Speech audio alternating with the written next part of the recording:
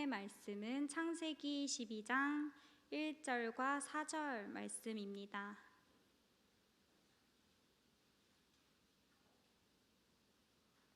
창세기 12장 1절과 4절 말씀입니다. 같이 합독하여 읽도록 하겠습니다. 여호와께서 아브람에게 이르시되 너는 너의 고향과 친척과 아버지의 집을 떠나 내가 내게 보여줄 땅으로 가라.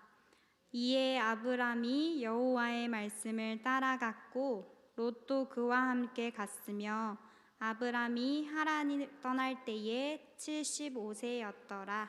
아멘. 네, 오늘 주시는 하나님의 말씀은 우리가 익히 알고는 있으나 나에게 주시는 하나님의 말씀으로 받기에는 무언가 마음이 어려워지는 본문일 것 같습니다. 믿음의 조상인 아브라함에게는 순종이라는 단어가 너무 잘 어울리는 것 같지만 내가 하나님의 말씀에 순종하며 살아가고 있는지를 되돌아보았을 때는 왠지 마음이 불편해지곤 합니다. 오늘은 하나님께서 아브라함에게 명하신 두 가지 명령, 첫 번째는 고향과 친척과 아버지의 집을 떠나라는 오늘의 말씀과 두 번째로 아들을 바치라는 명령, 그리고 두 가지 순종, 아브라함이 고향과 친척과 아비집을 정말로 떠났던 것, 그리고 아들 이삭을 바치는 이야기를 통해 하나님께서 우리에게 주시는 말씀을 나누고자 합니다. 오늘의 설교 제목은 명령과 순종 사이입니다. 우리가 성경을 육안으로 확인하였을 때 1절 명령과 그리고 4절 순종 사이에는 어떤 이야기들이 있습니까? 바로 하나님께서 주시는 복에 대한 약속이 있습니다. 또 아브라함이 이삭을 바쳤을 때에도 하나님께서는 아들을 바치는 너의 마음을 내가 이미 안다고 이야기하시면서 자손에 대한 약속을 다시 한번 해주시는 것을 우리는 볼 수 있습니다. 그러나 오늘 설교에서 이 명령과 순종 사이에 있는 우리 눈으로 확인 가능한 하나님의 약속과 복에 대한 구절을 나누려고 하는 것은 아닙니다. 아브라함이 자손에 대한 약속 때문에 하나님의 말씀에 순종한 것이 아니기 때문입니다. 또한 하나님께서 오늘 우리에게 요구하시는 순종이 무엇 해주기를 바라서 그 대가로 드리는 순종이 아니기 때문입니다. 오늘 말씀을 같이 나누고자 합니다. 첫 번째로 하나님께서는 아브라함에게 익숙한 곳에서 떠나 하나님만 의지하는 곳으로 가라고 명령하십니다. 우리 1절 한번 다시 읽어보도록 하겠습니다. 12장 1절입니다. 시작. 여호와께서 아브람에게 이르시되 너는 너의 고향과 친척과 아버지의 집을 떠나 내가 내게 보여줄 땅으로 가라. 아멘. 하나님께서는 12장 1절을 통해 아브람에게 떠나야 할 것과 가야 할 곳에 대해 이야기하십니다. 창세기 12장의 구조를 먼저 살펴보려고 합니다. 창세기 12장은 족장들의 이야기가 시작되는 족장사입니다. 오늘의 본문은 창세기 1장에서 11장까지의 원역사, 그리고 12장에서 50장까지에 이르는 족장사를 연결하는 역할을 하는 본문입니다. 창세기 1장부터 11장까지는 인간의 범죄, 그 범죄에 대한 하나님의 심판, 그리고 하나님의 은총이라는 세 가지 구조가 반복되어 사용됩니다. 우리는 잘 알다시피 에덴 동산에서 있었던 아담과 하와의 범죄, 그리고 그의 아들 가인의 범죄, 또 노아 시대의 범죄에 이어 창세기 11장에서 나타난 바벨탑 사건을 통해 인간의 범죄를 그려내고 있음을 볼 수 있습니다. 그리고 그 범죄에 대해 하나님은 심판하시면서 바벨탑을 흩으시는 것을 볼 수 있습니다. 그에 이어서 오늘 본문에서는 아브람 한 사람을 불러서 하나님의 은총을 다시 만 백성에게 베풀어 주시는 장면인 것입니다. 오늘 읽었던 우리 말씀의 1절과 4절에서 핵심되는 단어는 가다라는 단어입니다. 이것은 구절의 마지막 어휘이기도 합니다. 그런데 12장에 가라는 명령을요 11장과 연관되어서 생각해 보아야 합니다. 바벨탑 사건은 창세기 11장 4절에 의하면 인간의 지혜와 힘을 집결하여서 우리의 이름을 내고 온 지면에 흩어짐을 면하자라는 생각을 담은 사건이었습니다. 이러한 인간의 지혜와 힘만을 의지하던 정체성에서 하나님께서는 아브라함에게 떠나라, 가라라고 명령하시는 것입니다. 아브라함이 떠나야 할 세계는 바로 인간 중심적인 가치관의 세계였습니다. 아브라함에게 주셨던 하나님의 명령은 인간의 지혜와 인간의 힘으로 움직이는 세상, 인간의 능력으로 움직이는 세상, 인간의 판단대로 살아가는 세상, 이미 익숙해져 있던 삶의 전 영역을 완전히 떠나라 라고 이야기하시는 명령이었습니다. 하나님은 새로운 하나님의 계획을 아브라함에게 주시기 위하여 그 주변 존재와 완전히 단절할 것을 명령하십니다. 먼저 하나님은 아브라함에게 떠나야 할 세 가지를 이야기하십니다. 원문에서는 전치사 뭐뭐로부터를 3번 강조하면서 어디에서 떠나야 하는지를 강조하고 있습니다. 첫 번째로 뭘까요? 네, 뭐죠? 본토. 네, 고향이죠. 본토입니다. 본토는 히브리어로 땅을 뜻하는 에레츠입니다. 하나님의 명령을 바로 해석하면 너의 땅을 떠나가라 라는 명령입니다. 이는 아브라함이 살고 있던 땅 하란을 떠나라는 것을 의미합니다. 그리고 두 번째로는 친척입니다. 이는 혈육 관계에 있는 사람들을 떠나라는 것입니다. 셋째로 아버지의 집입니다. 아버지의 집, 데라의 집을 떠나라는 것을 이야기합니다. 즉 하나님은 아브라함이 살고 있던 땅, 그리고 혈연 관계에 있던 사람들, 그리고 지연 관계에 있는 모든 사람들을 떠나라 라고 이야기하셨는데요.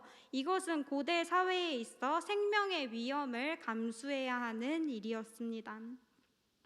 여기에 더해서 하나님께서 확실한 땅을 이야기해 주시면 조금은 나을 것 같은데 가야 할 곳에 대해서는 구체적으로 이야기해 주시지 않습니다. 떠나야 할 것들은 명확해요. 고향과 친척과 아버지의 집을 떠나 라고 이야기하는데 가야 하는 곳은 명확하지 않아요. 내가 내게 지시할 땅으로 가라. 그 땅이 어딘지는 모르지만 그 땅 가운데에 하나님의 지시만 있을 뿐입니다. 하나님의 소리만 있을 뿐입니다. 즉 이 명령은 아브라함이 지금까지 의지했던 모든 것들을 버리고 모든 것들을 내려놓고 이제부터는 자신에게 본토를 떠나라고 명령하신 하나님만을 의지하라는 명령인 것입니다. 이러한 명령을 듣고 아브라함은 어떤 반응을 보였습니까? 둘째로 아브라함은 여호와의 말씀을 따라갔습니다. 우리 4절 같이 읽도록 하겠습니다. 시작. 이에 아브람이 여호와의 말씀을 따라갔고 롯도 그와 함께 갔으며 아브람이 하란을 떠날 때에 75세였더라. 아멘. 아브람은 75세에 하나님의 명령을 듣고 순종합니다. 바로 아버지의 집이 있던 하란을 떠나 가나안 땅으로 향하는 것이었습니다. 또한 7절을 보게 되면 아브람은 가나안 땅, 하나님이 자기에게 나타나신 그곳에서 제단을 쌓는 것을 볼 수 있습니다. 8절과 9절에서도 세겜 남쪽으로 이동한 아브람이 하나님께 제단을 쌓고 여호와의 이름을 부른다고 성경은 이야기하고 있습니다. 이는 아브람이 하나님께 예배했다는 것을 의미합니다. 명확하지 않은 땅으로 가라는 명령, 거기에 나의 익숙한 삶의 방법과 삶의 터전을 모두 떠나라는 명령에 아브람은 순종하고 발걸음을 떼는 것을, 그리고 결국 예배하는 것을 우리는 성경을 통해 확인할 수 있습니다. 그러나 그 과정을 우리가 바라볼 때 아브람에게는 순종이 너무너무 쉬운 일처럼 보입니다. 그런데 우리에게는 순종이 왜 이렇게 어려운 것일까요? 사실 아브라함도 하나님의 명령을 듣고 그 명령을 이행하는 것이 쉽지 않았음을 우리는 성경의 다른 부분을 통해 짐작해 볼 수 있습니다. 우르에서 하란을 거쳐 가나안까지 직선거리로 1000km가 넘는 거리를 아브라함이 어떻게 걸어갔는지, 그리고 어떤 생각을 했는지, 어떤 일을 경험했는지는 성경에 나타나지 않아서 우리가 알 수 없지만, 아브라함이 그 여정을 어떻게 기억하고 있는지 우리는 다른 부분을 통해 살펴볼 수 있습니다. 75세의 부름을 받아 하나님을 따라 나선 지 20년이 흐른 후 아브라함은 그랄 왕 아비멜렉에게 자신을 소개하면서 하나님의 부르심을 따라 나섰던 시간들을 회고하기 시작합니다. 창세기 20장 13절 같이 상반절인데요. 같이 읽도록 하겠습니다. 시작. 하나님이 나를 내 아버지의 집을 떠나 두루 다니게 하실 때에. 아멘.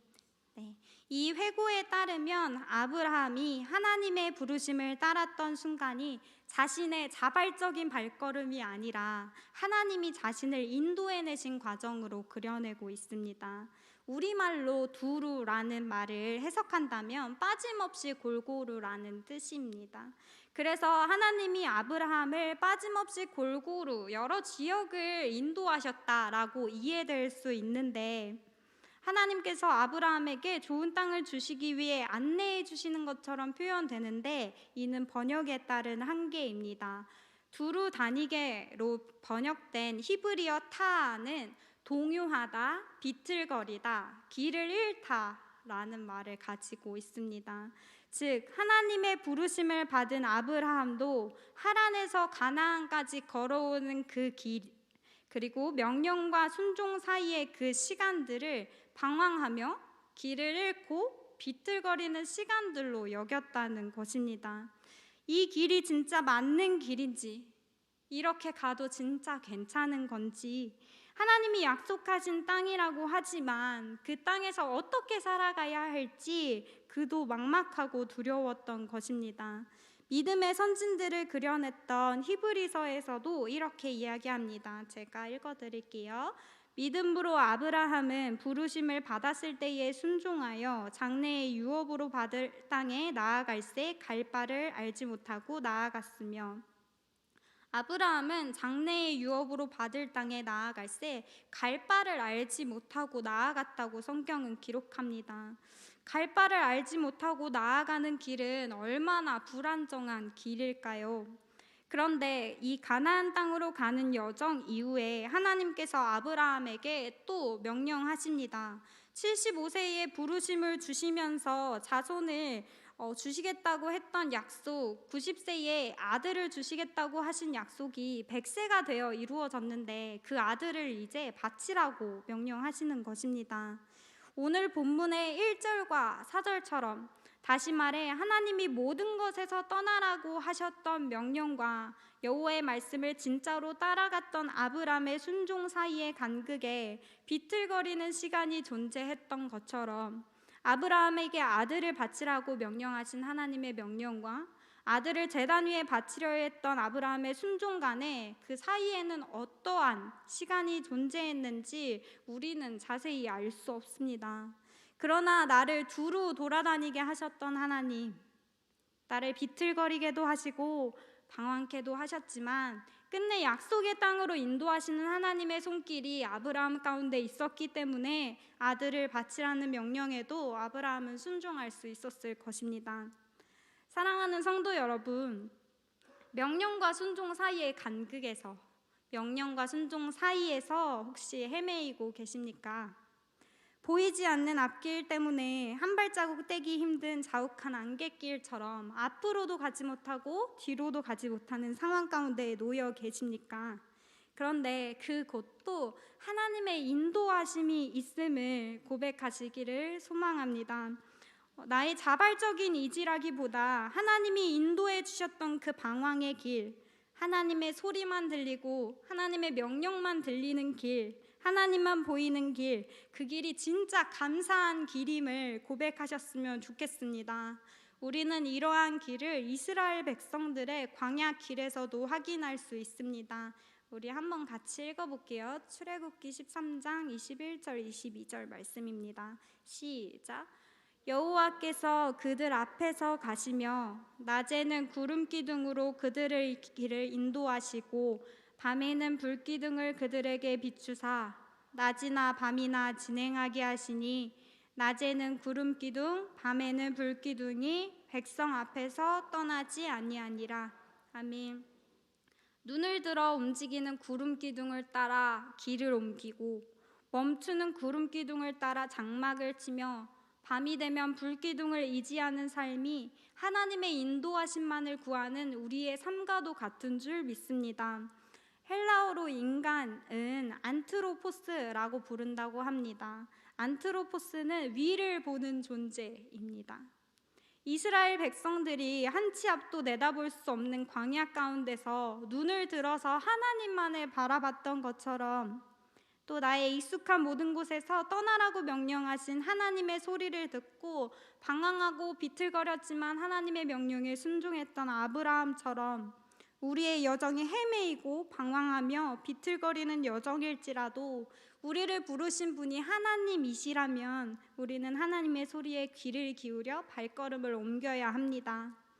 이 시간 말씀을 정리하려고 합니다. 우리는 길을 잃었을 때 그리고 방황할 때 비틀거릴 때 하나님을 찾습니다. 방황은 불안을 자아내고 비틀거림은 기댈 곳을 찾게 하기 때문입니다. 그래서 우리는 비틀거림이 나의 그런 삶의 부분이 아닌 것처럼 나에게 있어서 생략되어야 되는 이야기처럼 여길 때가 있습니다. 그러나 오늘 말씀에 명령과 순종 사이의 이야기는 분명히 존재합니다. 하나님과 나만 아는 그 방황과 비틀거림의 시간이 존재한다는 것입니다. 그리고 그 사이의 여정을 통해 우리는 아브라함이 가나안 땅에 도착해 하나님 앞에 제단을 쌓고 여호와의 이름을 불렀던 것과 하나님이 준비하신 양을 번제로 드리며 여호와 이레 하나님이 준비하셨다 고백했던 것을 우리는 말씀을 통해 확인할 수 있습니다. 성도 여러분, 하나님께서 익숙한 곳을 떠나 새로운 땅으로 가라고 명령하십니까? 눈을 들어 하나님만 바라볼 수 있는 아주 감사한 자리로 옮겨진 것에 정말로 감사하는 성도 여러분 되셨으면 좋겠습니다. 그 명령에 바로 순종할 수 없다 하더라도 명령과 순종 사이의 비틀거림의 여정 후에 우리는 결국 하나님을 향해 제단을 쌓고 여호와의 이름을 부르게 될 것을 믿으시기를 바랍니다. 아멘. 기도하겠습니다. 하나님, 우리의 길이 되어 주셔서 감사합니다. 어디로 갈지 몰라 헤매이고 있을 때 내가 길이라고 말하여 주시니 감사합니다. 믿음의 선진들을 보며 믿음이 부족해서 자책할 때 그들에게도 하나님과의 시간이 있었음을 알게 하시니 감사합니다. 우리에게 비틀거림의 시간도 용납하여 주시고 허락하여 주시니 감사합니다. 하나님, 이제 우리가 그 시간들을 걸어가기 원합니다. 하나님이 명령하신 익숙한 것을 떠나 하나님만 보는 곳으로의 여정을 구름기둥 불기둥만을 따라갔던 이스라엘 백성처럼 옮겨가기를 원합니다. 그 길을 감사와 기쁨으로 걸어가기 원합니다. 또한 내수교회 공동체 안에서 함께 살아내기 원합니다. 이 모든 말씀 예수님의 이름으로 기도합니다. 아멘.